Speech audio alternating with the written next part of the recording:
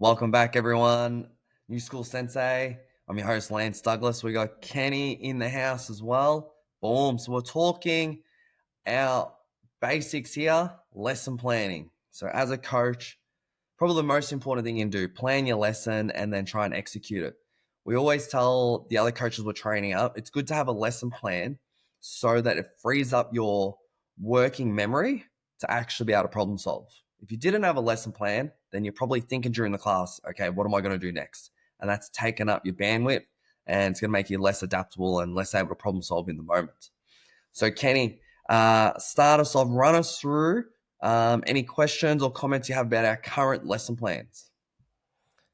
All right. So let's just agree upon our basic lesson plan and we can use that as a framework to move forwards. Yeah. So if you want to pick the martial art, karate, because it's easy for us, because that's our bread and butter. So just say you got your warm up. Then for us, depending on the week in the term, our basics and kata. Okay, we'll just call it basics because some people don't do kata. Yeah.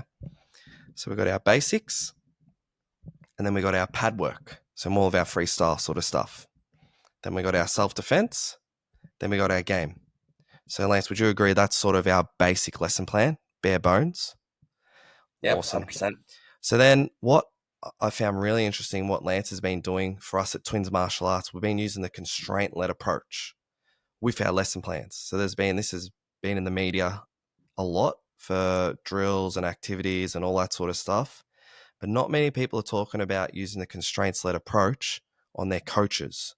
So Lance, do you want to first explain for the people that have been living under a rock, what is the CLA first? So constraints-led approach is it's part of your toolkit to help get the students get better as a movement skill. And what it involves, so instead of using a student, we're doing the coaches. So it's an approach to help the coaches get better at executing an awesome lesson. So essentially, I set the constraint. So I set the thing that has to stay constant, and then the coach can just play around with whatever they want around that framework. So an example would be the warm up. Previously, we had a very detailed warm up. You got to do animal movements, you got to do wheelbarrows, this. Now, all I have the warm up is the constraint, quality over quantity. And that tells the coach you can do whatever you want as long as quality is at the very top of your priority list. And that would guide the coach if they're doing push-ups. Instead of banging out, 30 seconds, get as many as you can, they might do a 10-second slow eccentric push-up and then they come up. So instead of doing, 50 rubbish push-ups, they might just do 3 push-ups in that 30 seconds. So that's kind of where we're coming from, Ken. Excellent. So we've covered the warm-ups. That's the first constraint, quality over quantity. So our basics. So kihon, kata, patterns, forms. What's a constraint you've been using for us at Twins? So for the kihon and kata, so the basic constraint is engagement. So keeping the students engaged. The coach can essentially do whatever they want for kihon, air punches, air kicks. Kata, well, we have our constraint for kata is the grading kata, but they can do any drill they want as long as the students are staying engaged. And this I found because I would set very rigid lesson plans with, it's very much a recipe, do this, this. And then you just find that that's the coach's plan A, and they always go to plan B, plan C, plan D. And then I was thinking it's probably no point in me giving the full recipe, especially now our coaches are getting more experienced. When it's a new coach, it's good for them to have a recipe. But then after, if you run the class, 500 to 1,000 times, you probably don't have to rely on that recipe. It'd be like you can, if you're cooking a spaghetti bolognese, read the recipe maybe the first probably 5-6 times.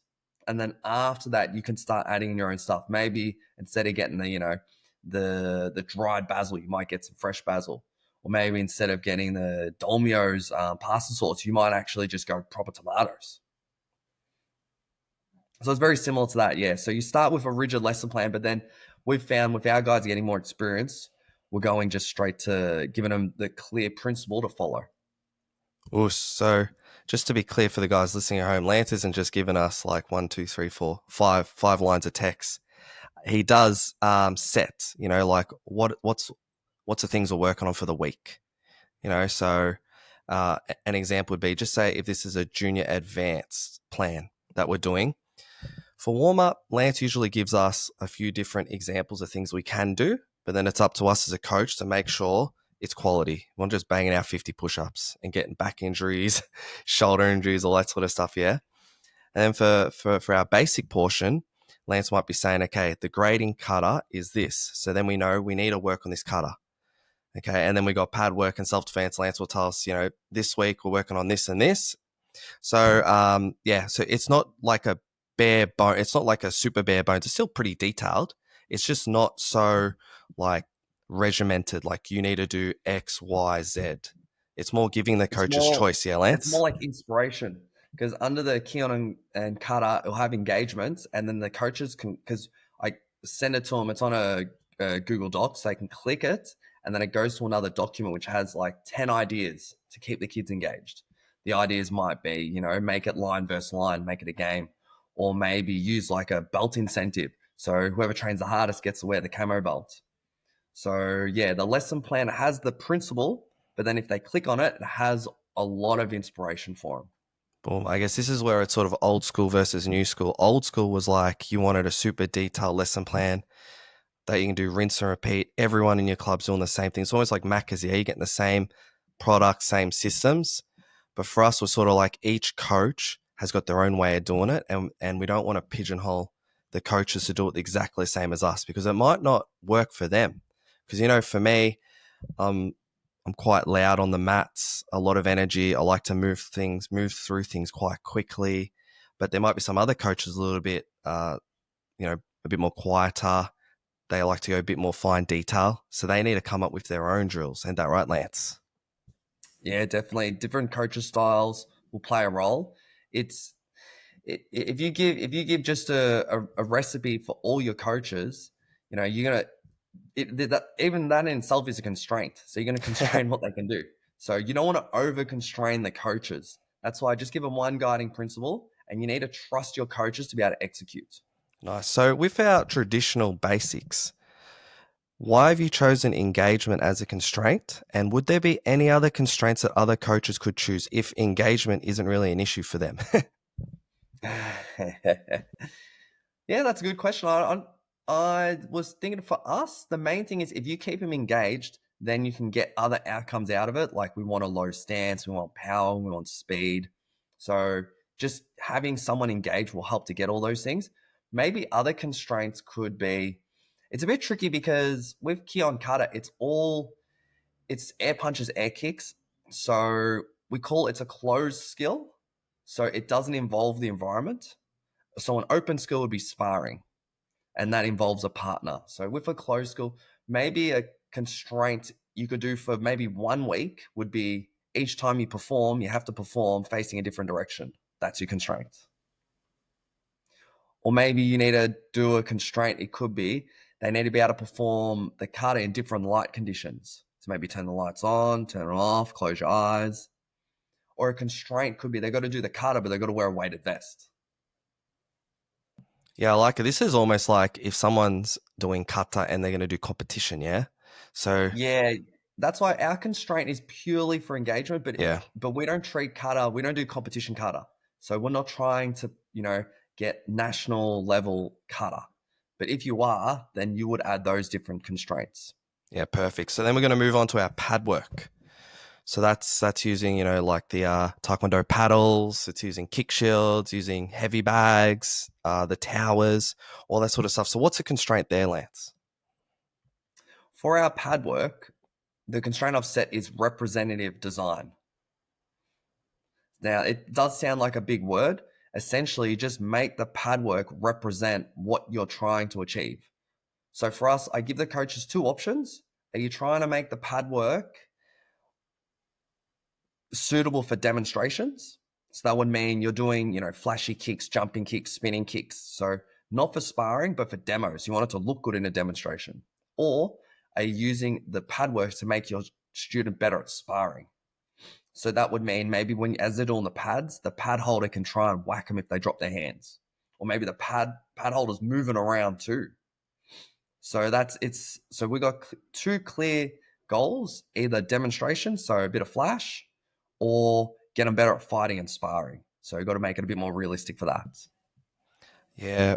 Our we did a podcast a few months ago with, is it Josh Peacock was his name? Yep.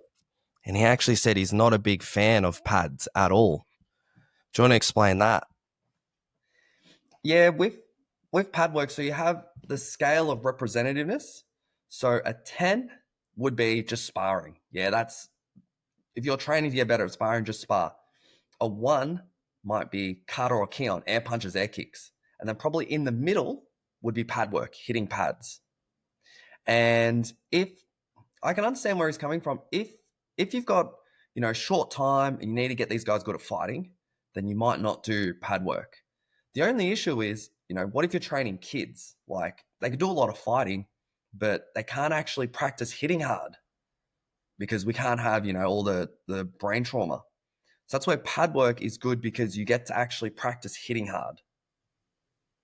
And then the other added benefits we do, it's not necessarily just for fighting. It might be for demonstration purposes. You might just want to build their capacity in their legs. So you want to get the legs, strong. Might want to build flexibility.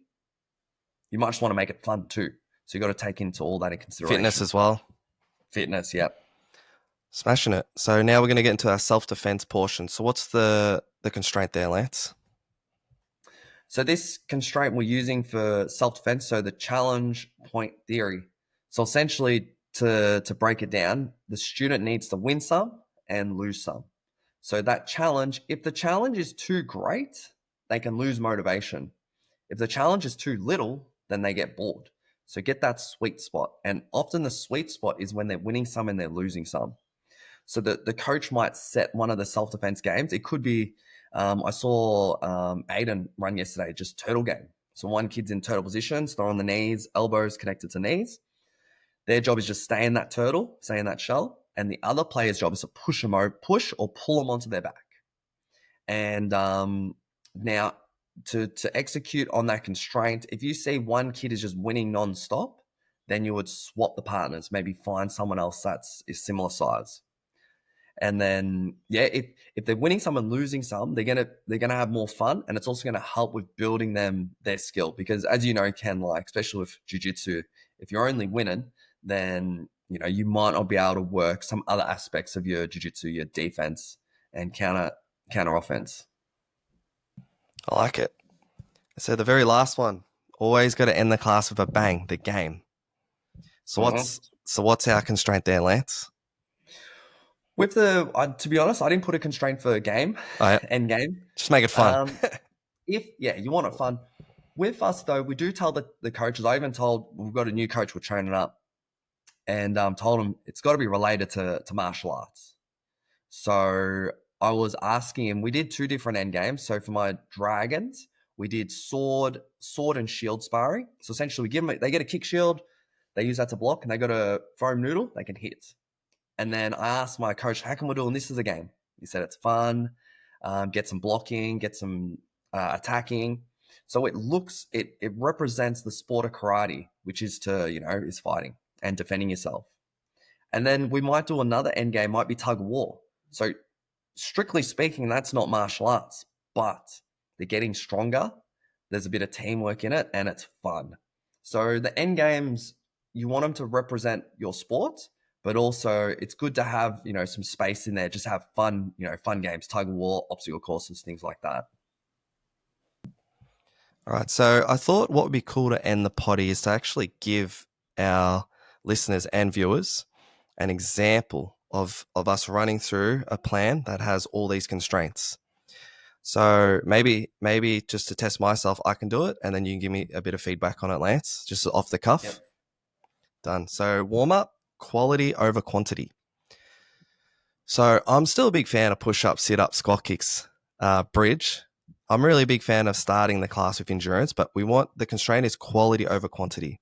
So I'm thinking about how can I stop the kids cheating? How can I get good form? So for push-ups, I'll do 15-second push-ups. So down for 5 seconds, hold it at the bottom for 5 seconds, and then up for 5 seconds. I'll do that. I might only do 3 of them, and I'll count each rep. So only doing 3 push-ups with pretty good quality. Sit-ups, I'm going to do one where the student's on their back, arms are straight, legs are straight. Legs have to stay straight, and they whip their hands and arms as hard as they can to touch their toes or socks, depending on flexibility. So the main thing is that they got to keep those legs straight.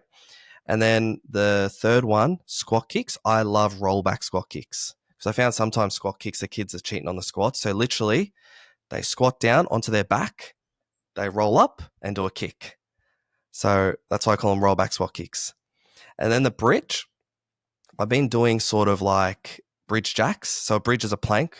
It's probably technically called a plank, but we just call them bridges. So forearms on the ground, you're in that plank position and moving our feet in and out.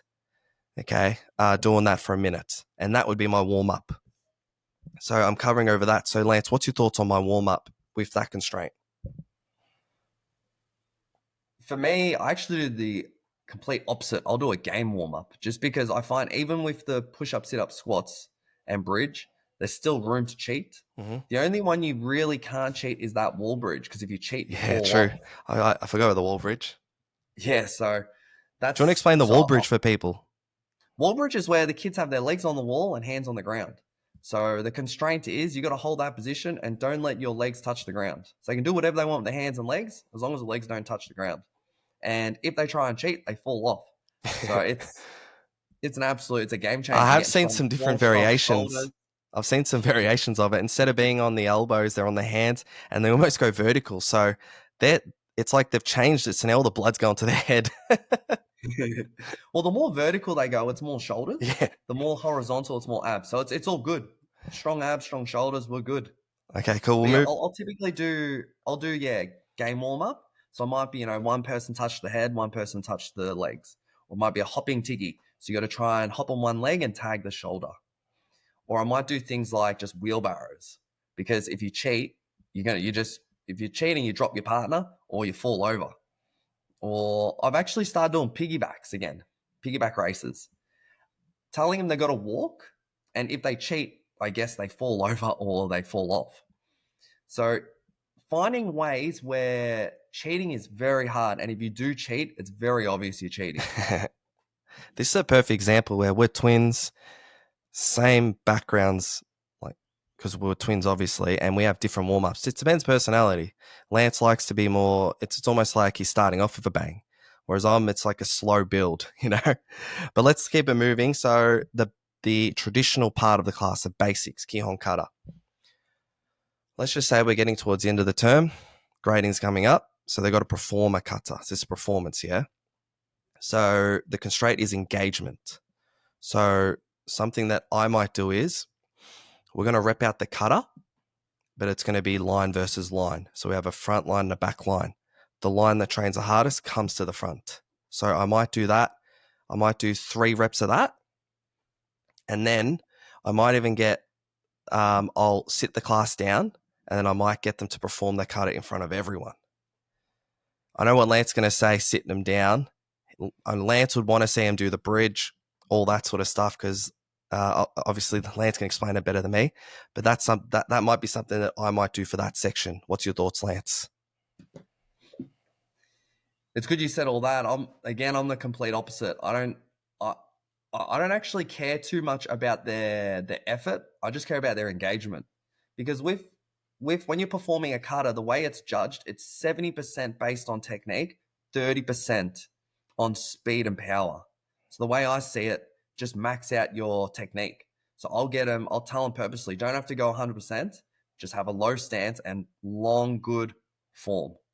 And then the way I'll keep them engaged, I use a lot of 3x3 rule. So I'll say their name, I'll appropriate physical contact, so fist bumps, high fives, and eye contact. And then I use a lot of positive reinforcement. So if I see someone doing something good, then I'll praise them. And then I'll challenge the other guys to try and do that as well. I guess the clear difference is in karate, we call it kime. So that's, that the strong, fast technique.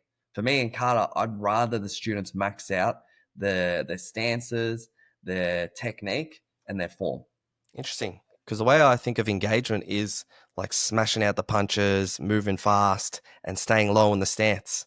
So you can see there's always, The there's, way I think of engagement is just being intentional in what you're doing. yeah, So if you're just smashing punches and stances, you're not actually intentionally thinking about the depth of your stance, the width, the side, the angle of your body. So yeah, that's awesome. We've got obviously twins martial arts, but completely different lesson that's plans. it, man. So then we're getting into our pad work. So this term for the advanced group, we've been working on the reloads. So it's like a boxing combo sort of variation. So let's just say we got the 2 reloads, your jab cross. I like to get the kids to pull back and then they reload, their cross, then hook. So we have 1 reload, 2 reload, 3 reload, 4 reload. So what I would do here, so the constraint is representative design. So I would work through those combos. And if I just backtrack a bit, something I really like to do with my partner work, I like to split up the drills into 3 drills. Instead of having one drill for like 5 minutes or 6 minutes where they just keep going, kids are getting bored, I love to split it up into 3 chunks. So I'll first just say I might do 1 reload and 2 reload as my first part of the drill. And then the second part, I might do 3 and 4 reload. And then the third part, I call this a boxing trainer drill. So the one student can just call out any combo they want. They're moving around, trying to hit them. If they clap their mitts together, that means the person gets a burpee. So I guess in the third one, this is when they get that constraint representative design. To make my first 2 parts in line with that, I'd probably say pad holders have to move around and pad holders can strike the boxer at any time as well, so their hands stay up. So what's your thoughts on that, Lance? Yeah, sounds awesome. Again, it's good. I'm complete opposite. If I can do it in one drill, I'll do it in one drill. So I would do a 3 or 4 minute drill and then swap. So the holder paddles, I would pre-frame, pad holders are moving around, giving good reactions. If the partner drops their hands, they're going to try and whack them in the ear. I can see though it's good to split up in threes, particularly if you got a newer coach, because a newer coach, if they just try and do a 3 to 4 to 5 minute It's just drill, boring. it gets It's boring like you because watch they're them not. and it's like the kids are getting bored. I'm getting bored. Yeah. When I do the one drill, I'm moving around and I'm giving a lot of feedback. I'm pumping up the room. I got the music blasting. I'm giving the ooh. Maybe I'll hold the pads for someone. So that's where the coach has to be super engaged and super enthusiastic.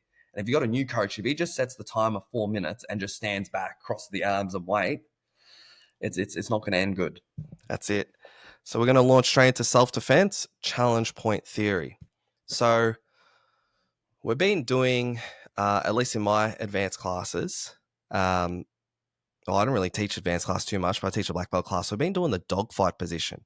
So for those at home that don't know, it's when both people are kneeling. One person has the underhook, other person has the whizzer or the overhook. So this is a position that you can get into if you're playing like a knee shield. So you're on your back in half guard. If you come up, you can get into that dogfight position. It's a classic position. I'm using this as a position for self-defense because there's a lot of skills you can learn. You can do a lot of wrestling from your knees from there. You can do a lot of pummeling from there, a lot of problem solving, but it's quite safe. Instead of the guy starting standing, they're on the knees. So I'm loving this position. So again, I love to split my drills up into 3. So the first part I might say would be we're going to start in the dogfight position, just on the knees with your partner. Second part might be we're going to start in a knee shield position. Okay. So actually, sorry, I'll go back to the first part. So both people in dogfight, the winning, both people win the exact same way. You win if you can put your partner's bum on the ground, one butt cheek on the ground. That's it. I'm not asking much. One butt cheek on the ground, or if you can get behind your partner and lock a body lock. So both people win that way. And then the second part of the drill would be one person starts in knee shield. So they're on their back, knee shield in. Person knee shield wins if they can put their partner's one butt cheek on the ground. So come up to dogfight, get the butt cheek on the ground, or take the back. Person on the top just has to get to mount. So kept it very easy. And then for this part of the drill, I probably don't need a third part, so I'll just skip that. So those are my 2 parts. Now looking at the constraint, challenge point theory. So something I like to do is I will match up. I'll try and match people up depending on skill, but sometimes I might match up like brown belts with like lower ranks as well to help them out. So the way that I can get that challenge point theory is if you win, both people do burpees. You both do 5 burpees.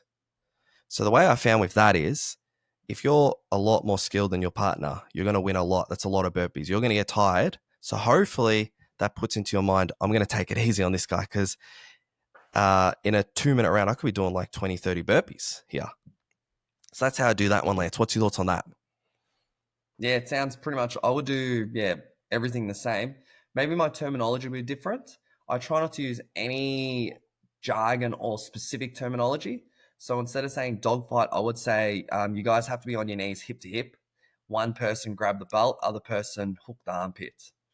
Instead of saying get to mount, I would just say just get your knees under their armpits. That's it. Easy. But I like everything it. else is everything's in line. And I guess it shows that even though me and Ken are very different coaches, we got the same principles. We're still doing representative design, still doing challenge point theory, still doing quality over quantity. And I know, like, because I'm in a very fortunate position. I train the coaches. So my last 4 coaches I've trained up, Jack, Mackenzie, Aiden, and Jake, all 4 coach completely different to me. So, and they're all awesome. So it just shows as long as they got those, though they follow the principles, you can literally do whatever you want. And of course, it's got to be safe too. Yeah, So I definitely. found that that's pretty cool. I'll just finish off lesson plan. We can finish the potty here. The game, end game. Always important finishing off with a bang. So we're quite lucky at Twins, Newport. We have the heavy bags. So they're like boxing, long 6-foot bags. I love to do flying side kicks. Sticking to my theme of I want to break it up into at least 2 or 3 parts because end game's going to go for 5 minutes. So I'll just do a regular flying side kick. So kid comes is on their dot, runs, kicks, back of the line. Second part, I'm going to put some sort of obstacle. I might put the crash mats out. They might have to go run, forward roll, kick, back of the line.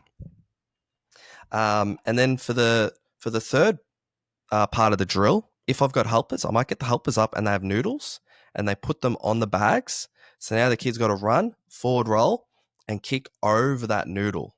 So they got a bit of height, and then we can raise it, lower it as needed. And that's pretty much my last part of the class finishing for bang. What's your thoughts, Lance?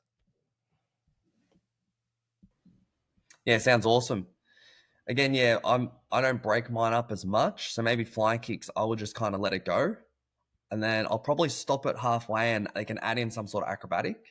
And then I would let it go. But yeah, flying sidekicks, that's a staple in any like martial art. Kids love running, jumping, kicking. That's it's almost your number one go-to game. Yeah. So you can see for the people, that are watching this, listening to this, we have the same sort of vision. We want to go A to B, but we're going different paths. How come you reckon I like to really split my drills up, whereas you sort of like to just have the big chunk? Yeah, I think you're probably more systematic. You're probably a bit more methodical. That's probably from your engineering background, to be honest. Mm. Whilst for me, I like to adapt on the fly, and I guess I'll kind of read the room, see what it needs. Yeah, because I find with coaching staff, this is one of the main things that I'm looking for in their plans and also when they're actually live on the mats. So because I find that especially like pad work, they're okay, we're going to do 1, 2, 3, 4. They just do it for 3, 4 minutes. They don't have a timer or a stopwatch on them. So I'm timing it too. I'm like, this is going for 5 minutes. I can see all these guys getting bored, rah, rah. So I think that's where I've adapted it. Like I'm very heavy. If you're doing in parts, you need a watch or a stopwatch. I'm massive on that. So I've got a watch on me. I've got my awesome tunes that are pumping me up too. Um, and that's something I'm trying to get to our staff. Like if I see that they're struggling, always give them that feedback. Let's break this drill up, man. Because then it forces them to actually time the drill too. You know what I mean? Like always a minute 30, 2 minutes. That's just the way that I've gone about it, Lance. It shows you because when I start the coaches going and I just show them the principles, and then often they get sent to you and you give them the final polishing, finishing touches. Same thing with any martial art. Maybe we'll use jiu-jitsu as an example. Like, you might learn the concepts, but then as you get to, blue, purple, brown, you need those little details to really fine tune your attacks and defense. So same thing with coaching. Start real broad, start basic, and then as you get more specialized, you know, it's kind of like you know how Kit Dale, he says he only does technique if he can understand it and he doesn't need to rep it. You only can do that if you're at quite an advanced level. Yeah. So as a beginner coach, it's probably, you know, it probably might be too much for him to have to get a stopwatch, have to split stuff up in three. Then once they've done, you know, 500 to 1,000 classes, then we can add on those little finishing touches. Yeah, I know for me, if I don't have my watch, I'm always like, oh no, that's like one of my main things. I'm almost on the back foot. Like for me, I have to have my plans already written up, lesson plans done. I need my stopwatch. I need my music. Those are my three things for me to teach an awesome class. And I need my coffee, as you can Coffee's see. always there, always. Four things for me. Those, yeah. All right. There you I go. think that's a pretty good potty, yeah, Lance. Helping Let's out. wrap it up. Hopefully everyone enjoys it. Good to let you guys know a bit of the secret sauce, what's going down, Twins Martial Arts, and what we're doing with our classes. And it's changed a lot. So I'm sure it'd be good to get different coaches in. And if you got different ways of coaching, it's good to have a bit of back and forth, bit of disagreement. Because, you know, I know Ken knows I love to debate different approaches. That's it. Oos. Boom.